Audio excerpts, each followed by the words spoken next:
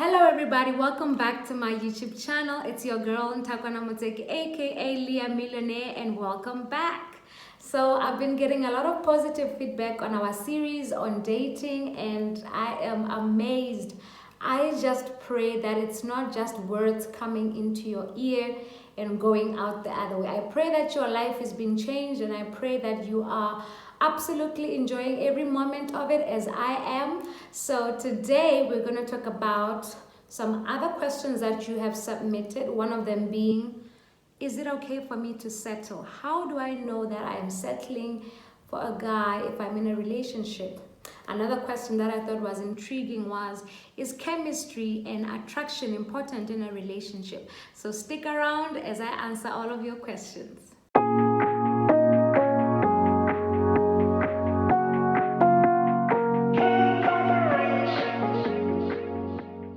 Okay, so to be honest, as girls, we always know if we are settling or not. I mean, like deep down there in your deepest gut, you always have a feeling, of whether you are settling or not. And sometimes we can't bring ourselves, to admit that I think I'm actually settling in this relationship. I'm not absolutely happy. Sometimes it's because we don't want to end that relationship. So someone asked, how do I know if I'm settling? First of all, as a Christian girl, if you find yourself in a relationship that is making you feel dirty, making you feel ashamed, full of guilt, scared, and full of fear, that is not the kind of relationship that you want to be in. So another way for you to know if you're settling is if you keep asking yourself, questions to say, is he really the one? Am I sure?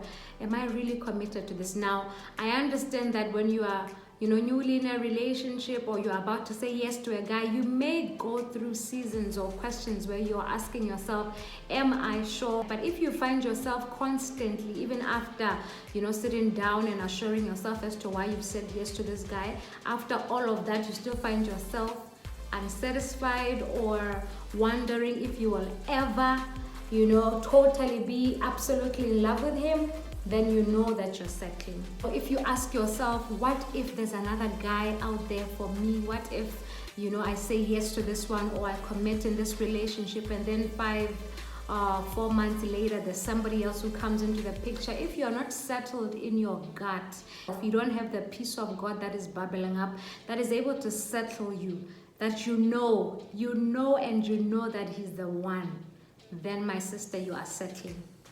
If you are constantly comparing this guy with another person, especially your ex or the other guy next door that you wish could have come, then sister, you are definitely settling. If you love this person, it doesn't matter come what may, as they say, through sickness and health, for poorer or for richer, in sickness and in health, until death do us part. If you don't have that feeling, you're like, I can spend the rest of my life with this person, whether we are eating oxtail or crab or seafood, or whether we're eating papa kalibisi or papa with water, if you're not settled to say, I know I will be happy with this person no matter what, then you are settling. You feel under pressure to make it work because most probably you have told the rest of your family or you've told all your friends that he's the one, and now you feel like if I go back and tell them that I'm no longer sure, they'll start looking at me a certain way or not trusting me. If you feel under pressure to say, I have to make it work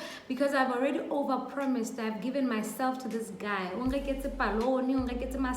he's bought me this, I've bought him that, we've gone on this type of days, we've invested money, For many of us, it's absolutely more comfortable to remain in a relationship than to actually get out of one, but you can actually do it. Please don't do anybody a favor. Don't stick around because you feel like you have to make it work because you've already said yes to this person. You have not yet gotten married, so you are not obliged to go ahead and remain in the relationship.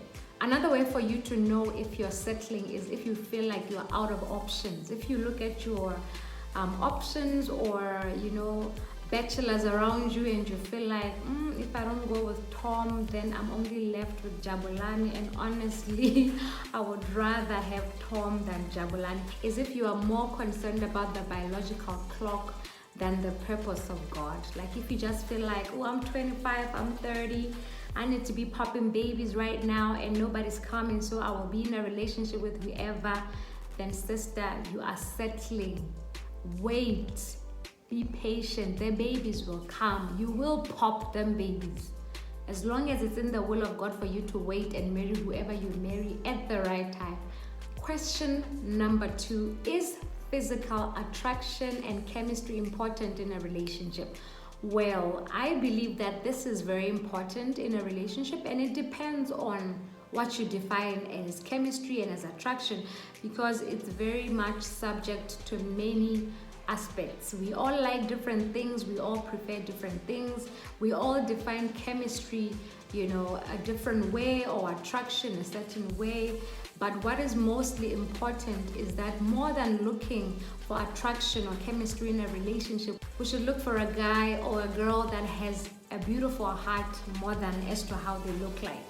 1 Samuel 16:7, God says, man looks at the outward appearance, but I look at the heart. I believe that companionship is more important than physical attraction. Why do I say that? Because as you spend time with someone, as you get to become their friend, when they fulfill, your deepest desires in terms of you being happy in a relationship, the physical attraction then comes afterwards, sometimes anyway. But what is important is the heart. Like I talked about last week, the qualities that the guy has. Is he a nice guy? Is he nice? He may be fine, but he's not nice. He may be fine, but he's not kind. So I would rather go with kind than with looks any day. However, more than physical attraction, there are different types of attraction. There is intellectual attraction, emotional attraction, spiritual attraction. You can be attracted to a guy based on their minds. I know I'm one of those girls that just likes clever boys. I like smart guys because I love interacting with people on an intellectual level. But to some people, it's not their thing. You get attracted to someone emotionally because of what they are going through. You get attracted to someone spiritually because they are men of God, and you fall in love with that more than as to how they look. God did create physical attraction. So amongst many other types of attractions, I believe physical attraction is very important, and chemistry. I believe you have to be attracted to the person that you're in a relationship with. You have to have a desire to be with them. In an intimate way, you have to have a desire, or else where are them babies gonna come from, huh? Anyway, it's legitimately okay for you not to be attracted to a nice Christian guy. Honestly, I just want to say, if you are not attracted to them, it doesn't matter how holy, how anointed, how men of God, whatever they are, if you're not attracted to them, don't do it. It's okay. Don't feel guilty. Looks do change. People change. I have changed. My God, I used to be a log. I used to be a size 6, size 8 log, and now I'm a size some log. And fortunately, my husband still finds me attractive. If he was attracted only to my skinny legs, and my skinny legs no longer skinny like they used to, then he was gonna have a problem. But because we build our relationship not only based on our physical, appearance, which change with time, our companionship, our friendship, our emotional connection, our spiritual connection, we are still able to have a wonderful marriage, even as our bodies change.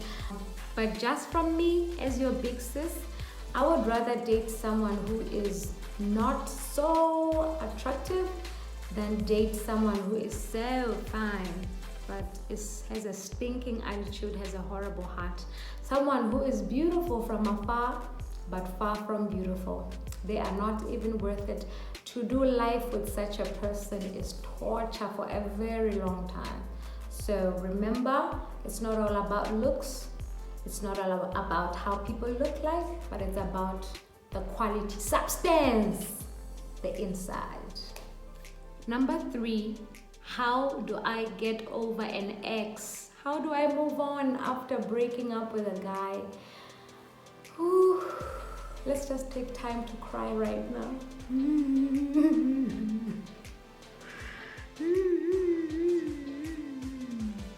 Okay. Jokes aside, relationships, matters of the heart are sometimes very complicated, if not always complicated. And to be honest, it can be devastating for you to go through a breakup. I have been there, and it's one of the most painful things, especially when you've been with someone for a very long time and you have seen yourself together with them in the future. You have all things planned out and things just don't work out. And I'm talking about in a Christian setting where you may even feel like, but Lord, I thought I heard you. I thought I was doing the right thing. I thought he is the one. I thought she is the one. And things just didn't, work together like they were supposed to. All I can say is give the broken pieces back to God. Honestly, he is the only one that can heal a broken heart. He says he's closer to the brokenhearted. He says, come to me, all who are weary and heavy laden, and I will give you rest. There is rest for a broken heart. Whether you are the one who broke up the relationship or you were, someone, broke up with you or dumped you or whatever happened, it's still not an easy process to go through, and I can sympathize with you.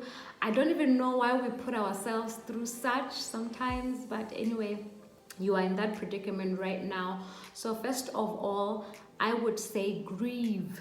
All right, grieve, go through the emotions, allow yourself to go through the most. If you need to cry, get some ice cream, talk to someone, talk to your sister, your girlfriend, talk about it. Don't sweep it under the carpet. Don't think it's just gonna go away without you talking about it. I'm strong, I'm a child of God, I will make it, without you actually dealing with it.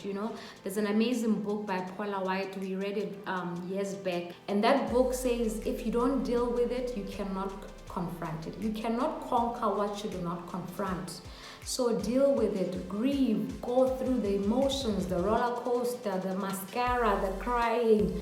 Go through the pain no matter how much it hurts. There is no pain that God cannot heal.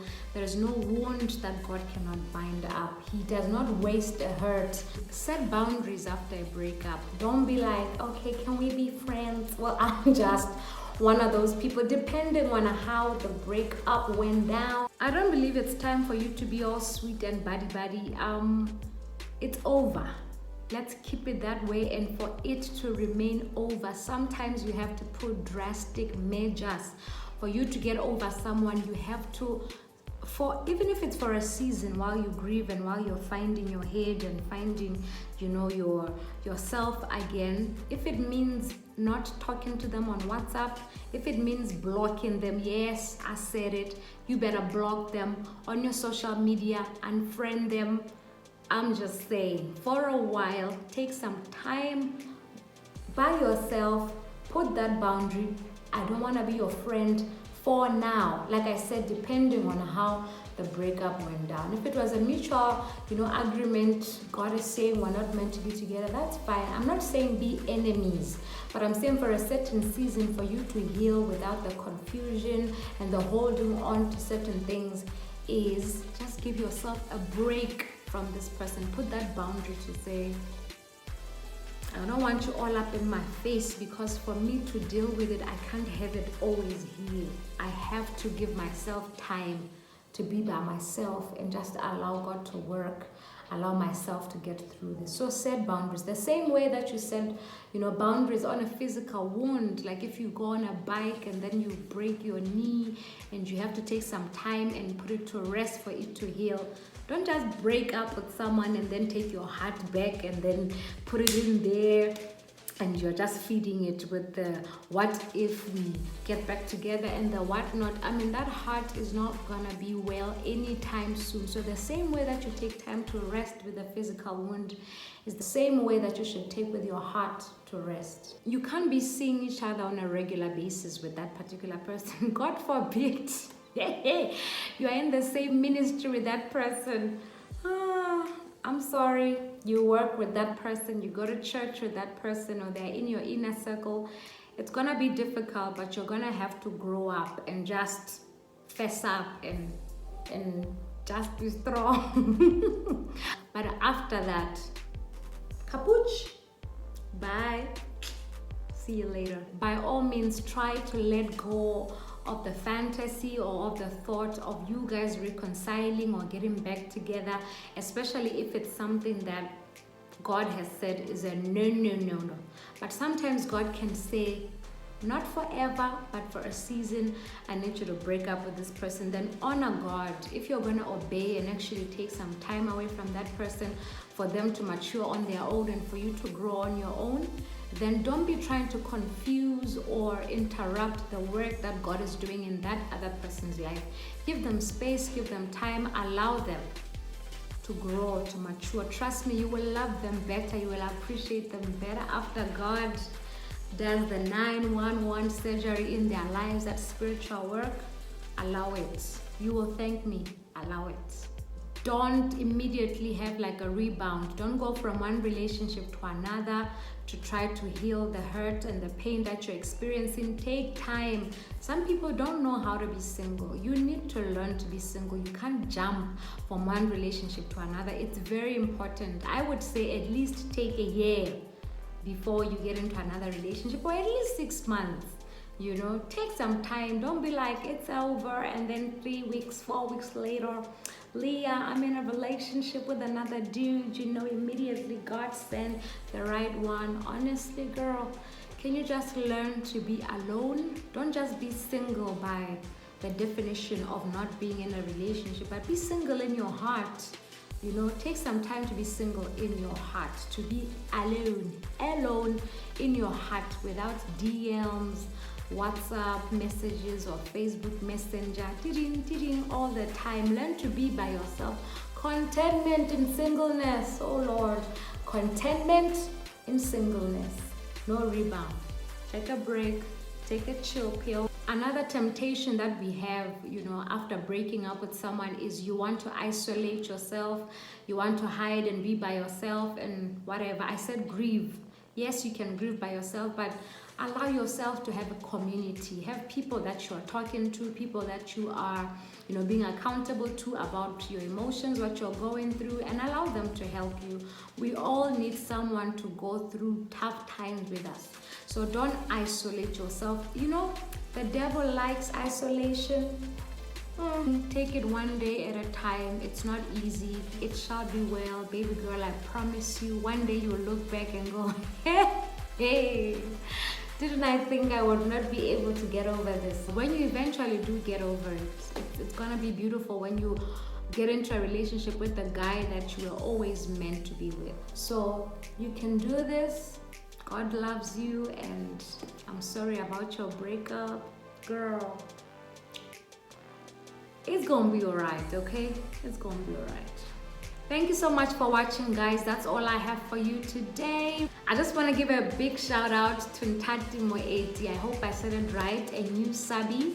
Thank you so much for subscribing. I did see your question and I will be answering it. Guys, thank you so much for watching. Remember to subscribe if you have not already done so. Give this video a massive thumbs up. Share it on your social media platforms if you are on IG or Instagram. So have a blessed day. See you next time. I love you guys.